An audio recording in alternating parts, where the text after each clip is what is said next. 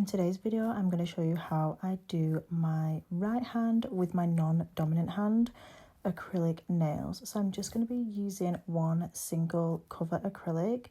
I'm using the classic nude from Nailmate, and yeah, let's jump straight into it. I already started off by prepping my nails, applying my nail tips, and then trimming them down to shape. I've also filed and blended my nail tips so they are ready to go for my acrylic application, and I've just applied my primer. I'm using the Rainbow Aqua brush. This is available in 3 sizes. So yeah, if you are a beginner, I do recommend a size 8 for sure because that is the smallest one. But yeah, you'll absolutely love it. It's a flat oval shape and it makes application so good. So I start off with my first bead on the free edge. I do apologise, some of this is slightly out of focus. Not out of focus, like, you know, to the bottom of the frame. You can still see what's going on. But yeah, working on your hand with your non-dominant hand and trying to film is a struggle for real. So yeah, we just had to make it work. Anyway, I applied my bead in the centre of the nail, used the belly of the brush to pat down the product, making sure to keep those sides controlled and the product where I wanted it as best that I possibly could. And then I'm going to come in with my next bead. This one's towards that cuticle area. Allow it to self-level ever so slightly, and then using the tip of the brush, we are patting and pulling that product down, blending it over the top of the other. Now, when I'm working with my left hand, because this isn't my normal hand that I work with, it's a little bit of a struggle trying to kind of balance, trying to get everything correct, especially since I haven't worn my nails for a long time.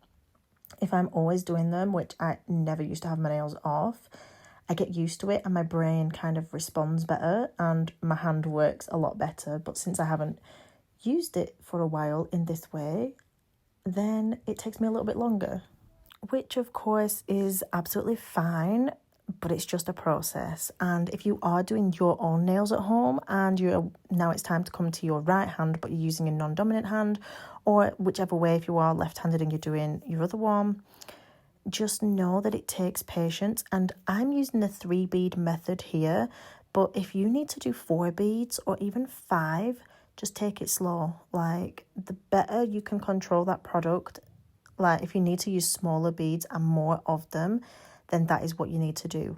I promise you, the more you do it, the better you will get, but it just takes time, patience, and practice. It is not impossible, and the more you do practice, the more you do it, the better you will get, the more confident you will feel. So I'm just showing you, I moved the powder on screen so you could see exactly how I am picking up my powder.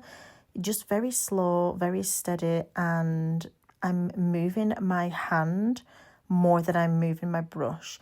So I kind of anchor my brush in position as such, and then I will rotate my hand and my fingers to suit, just so that I can really concentrate on getting the product as smooth as I possibly can. You want to make sure that you do get all the areas. So like I said, when I'm working on my non-dominant hand, not only am I trying to film this for you guys, so it's a bit awkward, I'm also, like I said, working with my left hand. You've got to make sure that you get any gaps. So if you've missed any at the sides, you must fill that in with extra product. Otherwise, you will have a weak spot, and eventually that is going to break down. You might find that the nail breaks across the side, or you'll get lifting, or just overall, generally the nails aren't as strong as they should be. I generally like to work with this 3 bead method, and I find that it works very well. But I just wanted to share with you exactly how I'm using my brush. So I'm placing my bead, then I'll get the tip of my brush and put it to the back of the bead, making sure that it's angled so that the product becomes seamless and flush and you don't have a big hump in the road.